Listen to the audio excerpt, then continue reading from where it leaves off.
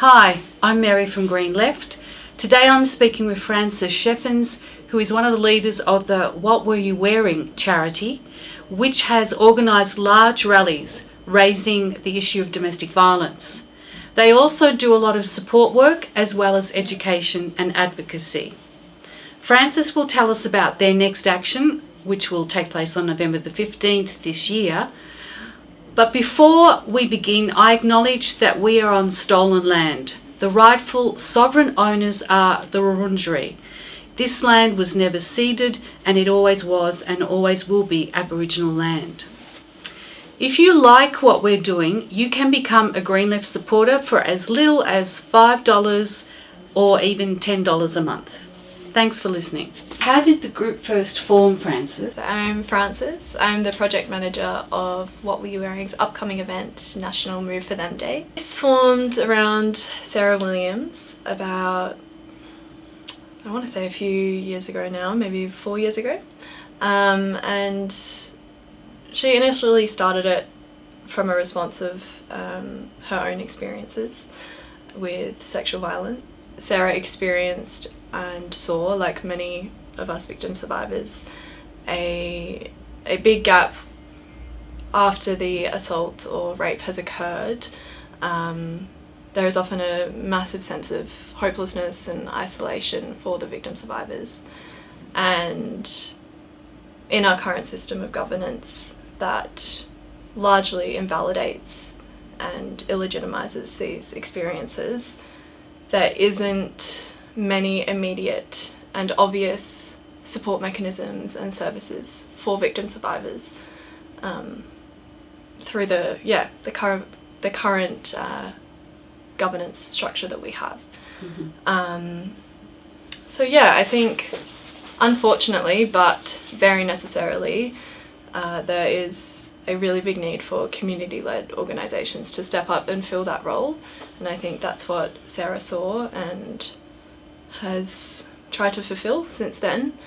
And it's grown exponentially. I mean, the rallies are a huge source of publicity and advocacy for this group, but also the group has absolutely evolved into ongoing support services, so that's including the monthly healing groups that we have running now, educational services, various advocacy events. Yeah, it's really grown in the last few years, and the team has grown massively as well. Would you say that the organisation has a feminist orientation? Absolutely, yeah. I think intersectionally so, definitely. I think that term has been made tricky, but absolutely, I think we are based in a intersectional feminist framework that importantly addresses these intersectional gaps that are often missed in policy and legislation. So what can you elaborate on what you mean by that? What I mean by that is, I think the most relevant one in regards to domestic violence is the common political invisibility that comes in the intersection between race, and particularly in an Australian context, indigeneity and femininity and domestic violence. I think that is a combination of factors that absolutely gets disregarded by our government, and that is fueled by many things. I think a huge one is there's some racialized tropes of like angry women and that sort of thing that I think is very prevalent there, and therefore there's a certain invisibility in addressing those interweaving factors. So are you saying that a lot of people think that the women who have been assaulted or have experienced domestic violence are seen as angry women?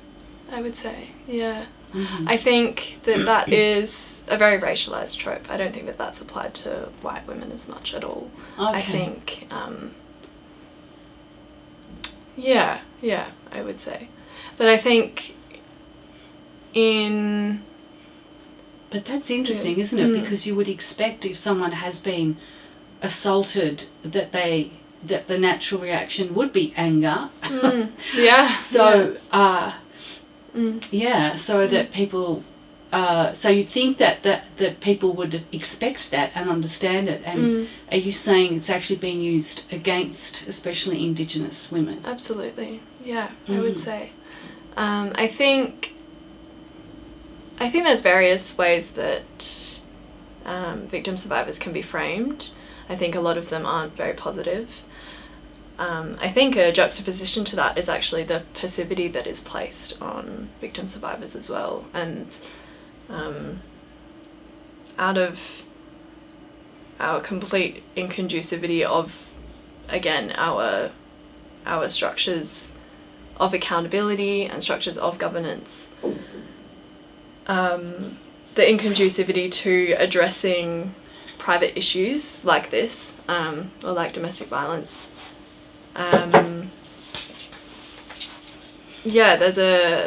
The sense of isolation also strips your agency, I think, a lot of the time. Because there's nowhere to really go at the end of the day. So what was it that motivated you to become involved in this movement? Yeah, a few things. I think, like many of us, there's just a feeling of needing to do something in the wake of so much hurt and harm. I think we see these systems of power playing out in front of our eyes on the news, in our first-hand experiences, and there was, for me personally, just a call to help with something and to feel like I could place my own anguish into something active and sort of reclaim my agency through that way. And absolutely through my own personal experiences as a victim survivor and my lack of contact with the criminal justice system due to its inability to address domestic violence was a huge thing for my sort of interaction with this issue. And I think, like many people working in this space, it's a way of taking back power and making sure that or working towards the end goal that other young girls and women don't have to go through the same feelings of isolation that we had to go through. That's a massive driver. How does your organisation, how does it work? You mentioned that the main services include survivor healing groups, education and advocacy, particularly through national rallies. So can you describe each of those activities? So along with event management, I also coordinate the survivor healing groups. So those are monthly healing groups, free of charge, in safe community spaces that we provide monthly for anyone impacted by domestic violence, but particularly victim survivors, to come to. So they are run by a mental health professional as well as a peer support worker. And the goal of the groups is similar to this event coming up. The goal is to provide a welcoming and safe and somewhat proactive space for people to not only connect but understand their power in the situation and validate their experiences and see themselves reflected in others, and also understand other people's experiences as well. They're really powerful spaces, and I am very grateful to work alongside those women. And in terms of education, I would say this is progressing along with the organisation. But we, in the past, have facilitated like professional development workshops for different workplaces, and we're hoping to expand this into a school-based setting as well. So educational workshops around consent and healthy relationships, and understanding those basic ideas of autonomy and empowerment within. I think that education is a key for that, absolutely. So yeah, that's what we're kind of expanding into. And then for the advocacy side, I think this is definitely the group's most publicised area. The rallies are a huge point of call for us.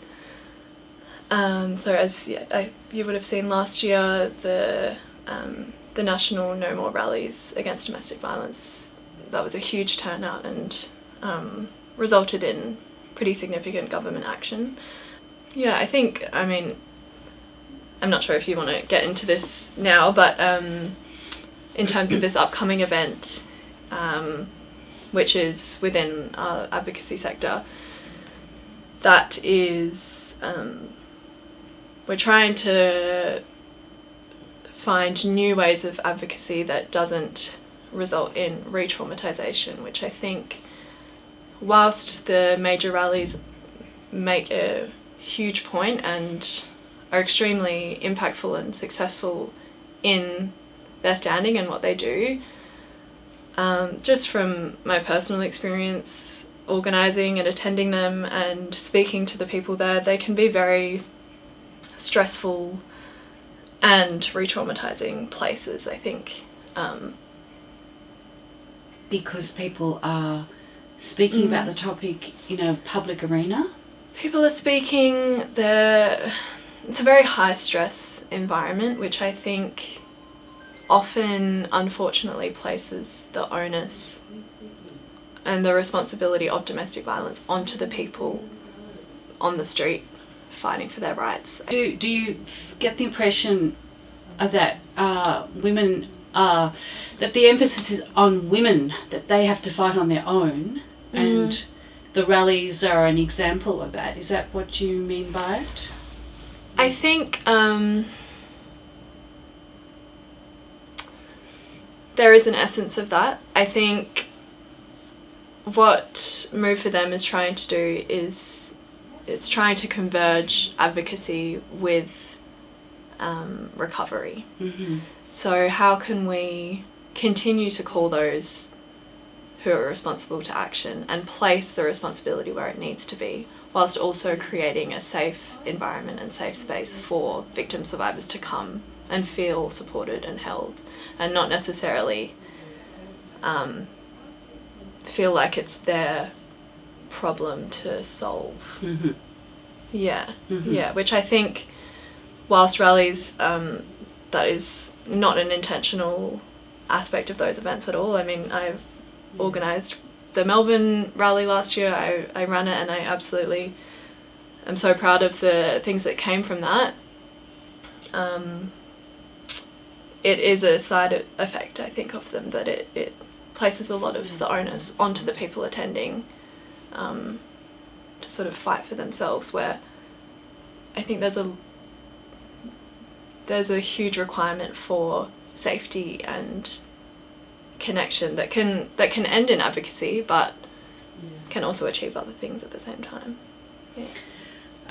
So I would see one really important result of rallies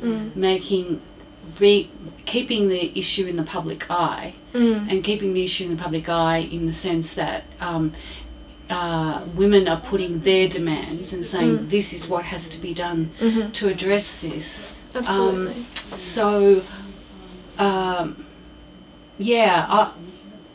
I guess I'm sort of conflicted with what you're saying, because I can understand that if it is re-traumatising, that is a very important factor that needs to be considered. On the other hand, I would think that the public rally and putting it out there is also beneficial. Absolutely. So it's sort of contradictory, isn't Definitely. And I think, and probably what I should have mentioned at the start, these do not exist in isolation, and it's important to have both sides. Absolutely. I just think that there needs to be, alongside those major rallies that have huge impacts and big calls to action, and rightly so, there also needs to be spaces for safety and connection. And I think that that collective strength that can be found in those safe spaces can then translate to a strength to continue fighting for a problem that was never yours to begin with, really.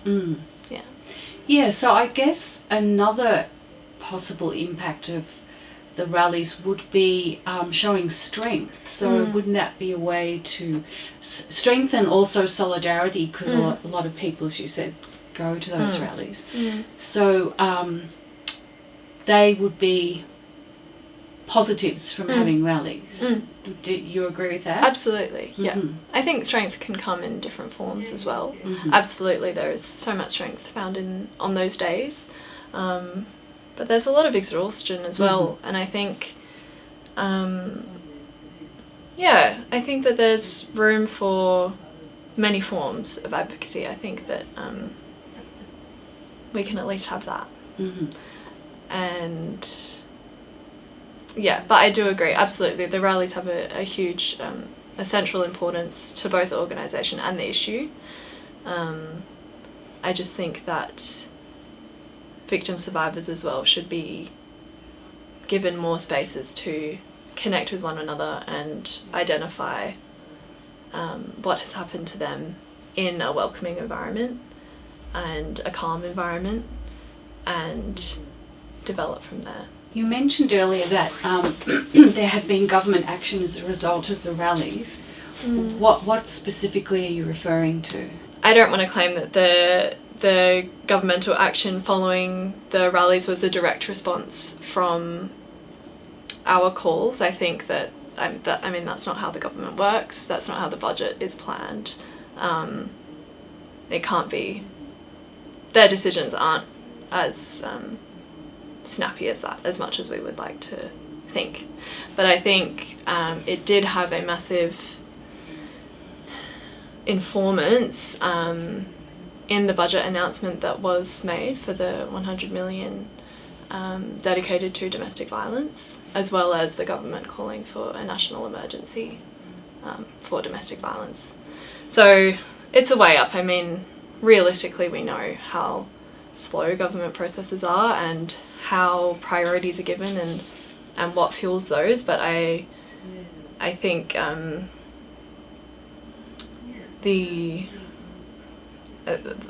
last year's turnout and support for the rallies was more than we expected. I think definitely more than the government expected, both on a state and federal level. I'd hope that those actions were already in the process, but maybe sped them up for the government, I would say.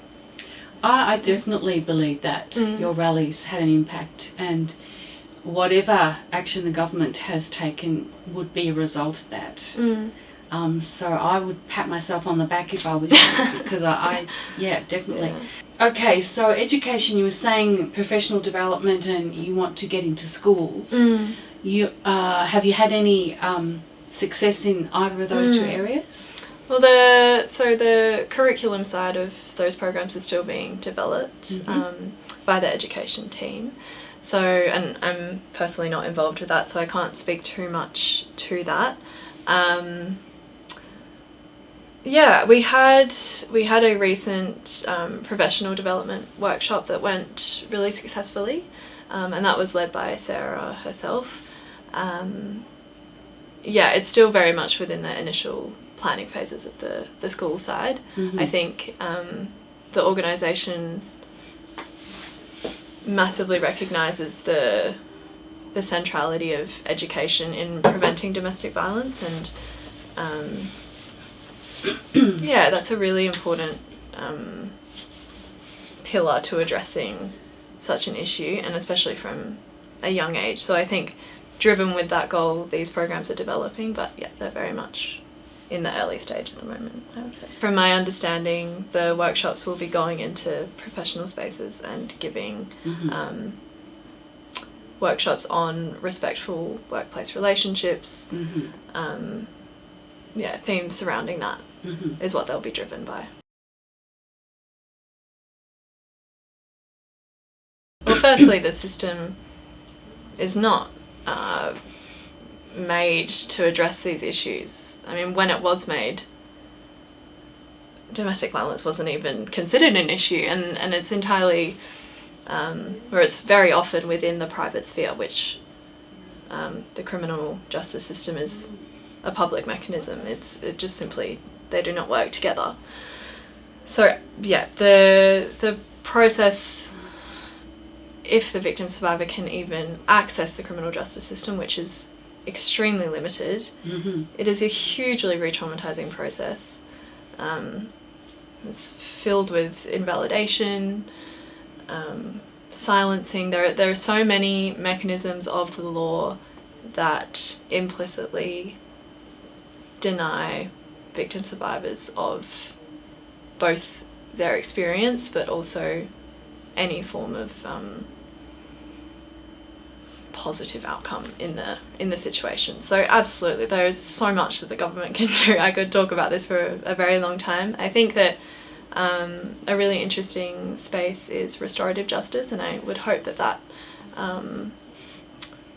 has more airtime in its development. I think that there are a lot of solutions that lie in that, and I think looking at alternative forms to, or pathways to justice, but also to accountability, what victim survivors actually want. Like, a lot of the time, incarceration is not what is wanted, but there are many other forms that aren't within these traditional means that can provide what is needed, and I think within the restorative justice space that is really coming about. So I would hope for the government to be putting more effort into that arena. And I think, gosh, it's just in every aspect, I think, of the justice system, but in relation to the support groups, I mean, it would be really beneficial, I think, to have those direct linkages of these sorts of groups to refer victim survivors to, and that extends beyond the justice system. Like, from my own personal experience, just out of sheer desperation, I remember calling a lot of the helplines that are around, and a lot of them had absolutely nothing to give in terms of support groups, which was something that I really thought that would be beneficial. So I think having these groups, ours and others, because others are existing as well, I think having those immediately identified by government bodies and by judicial bodies, and having that partnership created, or at least referred partnership created, would also be a really important step. Yeah, actually, when I asked that question, I was thinking of restorative justice, because you hear so often that not just victims of domestic violence or sexual violence are made to feel and are powerless because someone else takes over. I think everyone that goes through the justice system probably feels that. But so if it's properly implemented, the restorative justice system would give more power back to to the people affected by it. Absolutely. And what is wanted, like, I think that is just entirely stripped from victim survivors in the traditional system, and in my opinion that's the most important thing to be addressing, is what do you want? Like, this has been handed to you just in your lap to deal with. The least, in my eyes, that can be given is what they see fit for their individual case. Like, I think that that's the most important part. Yeah, and restorative justice, it's very exciting, that legal space. The early women's movement began the rape crisis centres, and I know they always struggled for funding, so I have to admit that I'm not sure where that's at the moment. Are they still around? Do they still exist? I think limitedly so. I mean, the funding overall is abysmal. I know within that plan or the funding allocation from the budget last year, there was a certain amount given to women fleeing situations of domestic violence, but again, it's absolutely nothing. Yeah, I wouldn't have too much to say specifically on those crisis centres, but if it's going along with every other theme of this sector, I would say that the funding is pretty terrible, and we need more. Absolutely. Yeah. And also that definitely relates to housing as well, and there's so many intricacies in that sort of area, specifically with mothers, and a lot of women's centres, they don't allow from a certain age for young boys to come with their mothers into those centres. So what happens, I could be wrong, but I believe the age it's from 7 to 10. So what happens if an 11-year-old boy is fleeing with his mother? Like, that is such a policy gap that needs to be addressed as well with the housing side. They probably need centres just for mothers with older sons. And that's hardly going to be lacking. I think that's So I was going to ask also if you get any support from other organisations, like other women's groups. I'm thinking of the Women's Electoral Lobby that still exists, or from unions or anyone else. Not so much. No, I think. I mean, it's a grassroots, community-led charity. The funding is extremely low, and we have no budget basically. Aside through grants and things, and now we've just achieved like a formal charity status, so that does help with donations being tax deductible and other things like that. But funding is definitely a difficult part of running a community-led and youth-led group such as this. Has your group got a plan for how to expand, or is that not something that is a priority at the moment? Absolutely, expansion for ongoing services is a massive priority, particularly with the support groups. That is a definite goal for the group at the moment. But also I think just establishing more formality in procedures is really a goal. And I think creating a more robust and sustainable framework for the organisation to continue running as a community-led group. I think it's pretty common that you can have a big sort of spike in activity and involvement and publicity, but that can come equally as quickly crashing down. So I think instead of expansion like size-wise, it's more sustainability.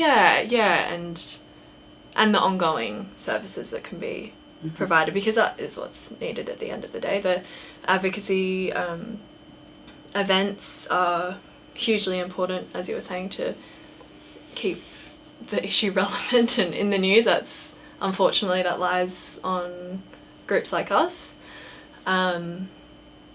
But what is needed for victim survivors, it's the ongoing continual support, which that's what we're trying to establish further. Your next action, let's talk about that. It's National Move for Them Day on November 15th this year.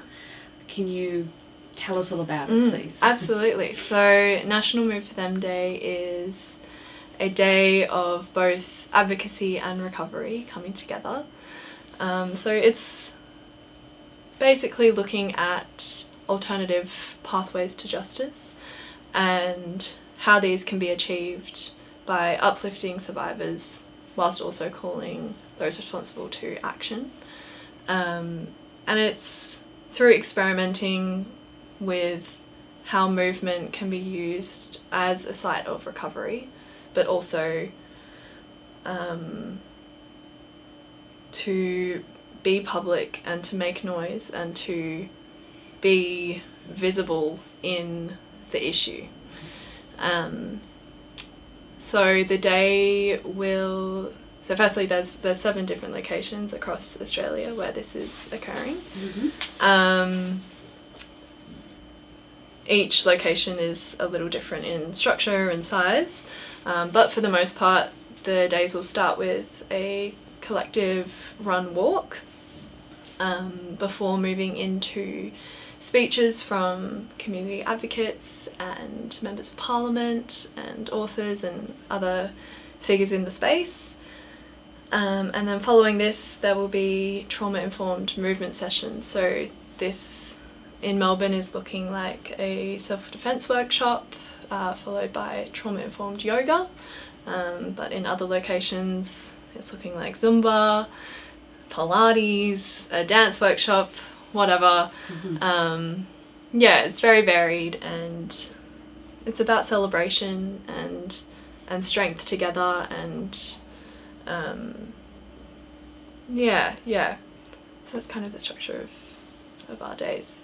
And in Melbourne, it will start where exactly? So it is occurring in the Royal Botanical Gardens. So the run walk will be going around the Tan track, and then we'll meet in King's Domain, Lawn 5, for the ongoing sessions occurring. Yeah. So if people in other states, because this will go online, wanted to find out where they can gather, where would they go to find out the details? Yeah, so we have a Move for Them Day website, so that's through Raisley, which is a fundraising platform. And linked on that website is the event registration pages on Humanitics, so that will have each location's specific location registration information, the specific locations that they're occurring, what events are included,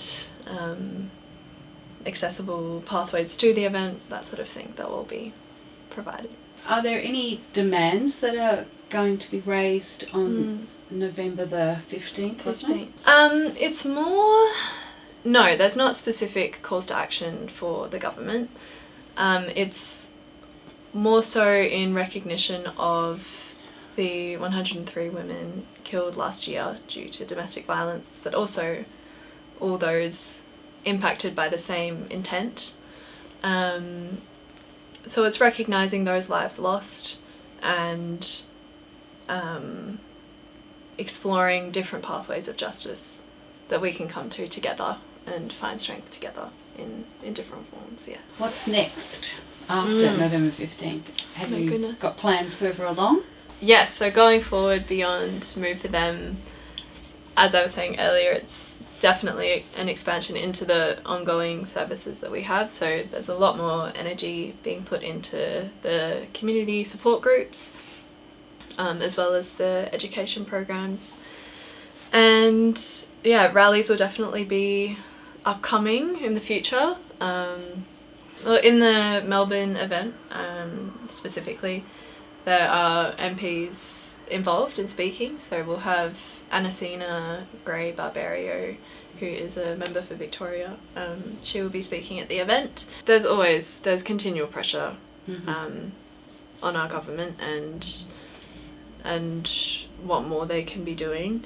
I think, if I'm honest, whilst formal change is reliant upon them, the structure of power that is entrenched within our government is not conducive to preventing domestic violence. I think that's, at the end of the day, that's the resounding message we come to. So I think this event is a representation of what can occur outside of those formal spaces, more so,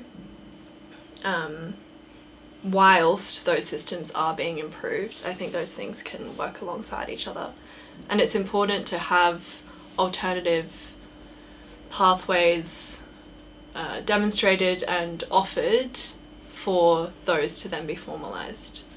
So that's what we hope with this event. So what do you see as the blocks in the parliamentary system that is not leading to the adequate addressing of domestic violence? Many. Some parties are not prioritising domestic violence, or don't. I think it's, if you're trying to address this issue through government, you're working within a confined set of rules and norms, which largely are not conducive to solving this issue. So I think that's the ultimate block, is it's structurally, largely, it's structurally unable to address such a thing. And we're seeing that structure of power and the dynamic that it holds, that manifests in many different social problems. Like, that's not limited to domestic violence at all. So it's not a really democratic system. It's not a system that listens to the people that are it's supposed to be representing and taking their issues seriously and then acting on their behalf. Is that what you mean by the structures are not really designed, or they're a block? Or I would say, I think it's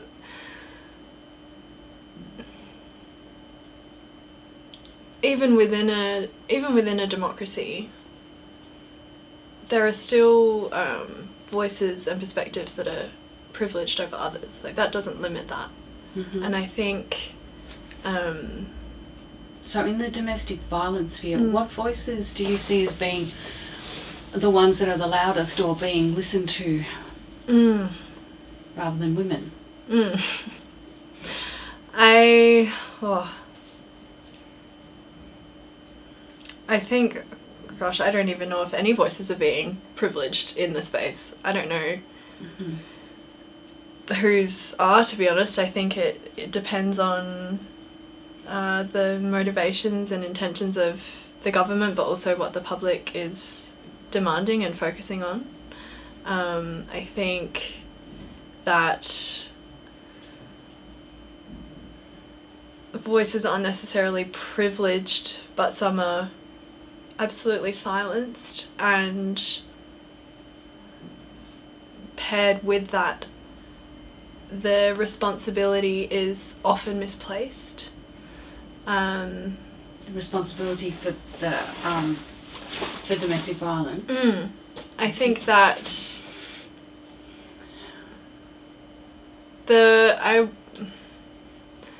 whilst the voices of perpetrators are not necessarily privileged, I think that the power dynamics that are perpetrated and portrayed, in mainstream media, but also just through policies and the government in general, it continually pervades a certain power dynamic that silences victim survivors. So women are portrayed in a certain way in our societies. Often just as sexual beings, but also sexual beings there to serve men, and also that they are inferior to men. There's, despite years of women's liberation movements, I think those attitudes are still pervasive. So that kind of attitude can help to generate, not generate, but give the idea to men and young boys that women are there to serve them, and that encourages domestic violence. Do I agree with that? Yeah, how do you see that point of view? Do you think? Absolutely.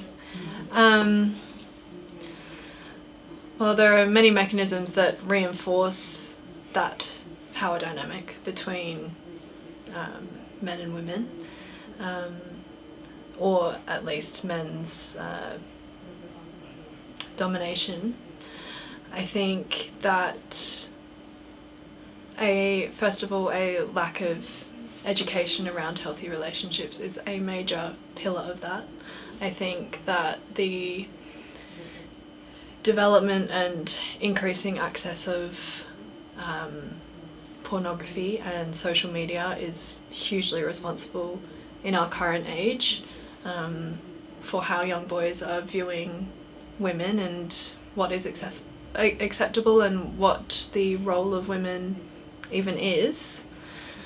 I think that they are two big themes for young boys that really assert a particular dynamic that's extremely hurtful to the subjects of the violence. Yeah. And I think,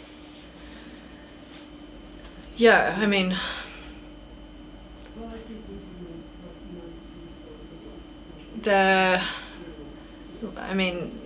alongside these liberation movements on the feminist side, particularly recently, there has been such a spike in right-wing conservatism and the blatant misogyny that comes along with that, and the power that is purveyed in that messaging, I think, is just so strong, and so strong for developing brains to latch onto. I think that's it creates a culture, doesn't it? A certain absolutely. Culture which is misogynistic. And I think being a young boy right now is so hard morally, and I really empathise with their experience, to be honest, because I think engaging in modern media, particularly through social media and pornography, that you're being fed a lot of confounding messages that they conflict your inner morality a lot of the time, and I think that can be a really confusing but absolutely present conflict at the moment. And I think in those moments of insecurity and confusion, that is a really easy time for those really harmful ideas to latch on and be targeted, honestly, by a lot of figures, but also corporations, industries, like that. Yeah, is a massive thing at the moment, and I think young boys are particularly vulnerable, to be honest. Yeah. And I think that there are some politicians, in my opinion, that have a lot to answer for. I mean, I hope it's changing, but it is in parts, but the government is a boys' club, and those attitudes. A white boys' club. Absolutely. And that is what their power in our societal context is, what dictates that's what is picked up, and that's what is displayed and promoted by those sorts of figures and by these attitudes. And it's so, yeah, I mean, it's hard not to catastrophize that those really harmful narratives are becoming dominant again. Absolutely, yeah. Last one is a really big question. Yeah, okay.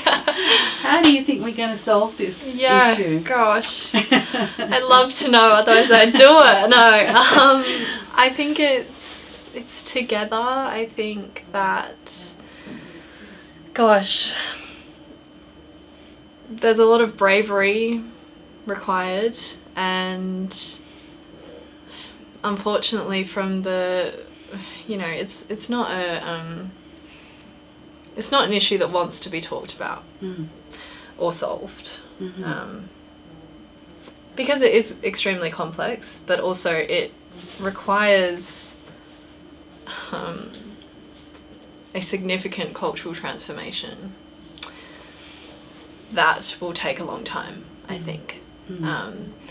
And whilst that may be disheartening, I think that there's also a lot of room for exploration and innovation from people working within domestic violence,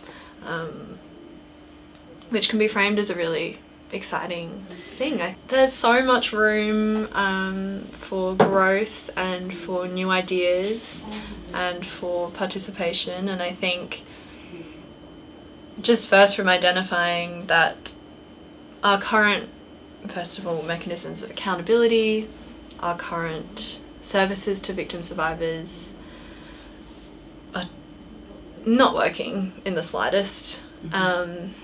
Through recognising that, which is an abysmal fact, and I wish it didn't exist, in the light of that, there is so much space for newness and for growth, and coming from ideas of innovation that can, it's so wide-ranging, and I think you can extend the conversation beyond domestic violence, and it's looking at how are we structuring leadership, and how are we looking at power, and whose voices can be held within those things, and whose voices should be levelled out, and that, I think, within even just our organisation, solving domestic violence can start with looking at different forms of leading, looking at different forms of governance, understanding alternative pathways to recovery, but also to forms of education. There's so many parts of the issue that need change, and I think need quite a deep-rooted change. I think a lot of the problems that are causing domestic violence it's from so many entrenched ideas and attitudes that have been brought over by colonisation, basically. So I mean, it's going to take a lot. I think it's within the structural side that we need a pretty radical, almost recentering of power and who's making the decisions. And I think that once those norms and values continue to shift, that is when real sustainable change will also follow. So whether that's, I mean, it's hard to know where that's all going to begin, but if it's having more diversity in leadership, having different structures of leadership that make it more accessible, how victim survivors themselves are appropriately and ethically involved in decision making. There's so many parts of it that can be improved, but they're all there, and people are doing the work to find these. I think that's really important to remember, is it's there and people care and people are working about it. It's just about prioritising those voices and bringing them to the light. and the centre of the conversation. Yeah. It's going to be a massive day of support and celebration and collective strength, and together we can fight back against domestic violence and call those to action that are responsible, whilst also finding a sense of recovery and healing with one another. Check out National Move for Them Day on the Raisley website, as well as checking out the Humanitics registration pages.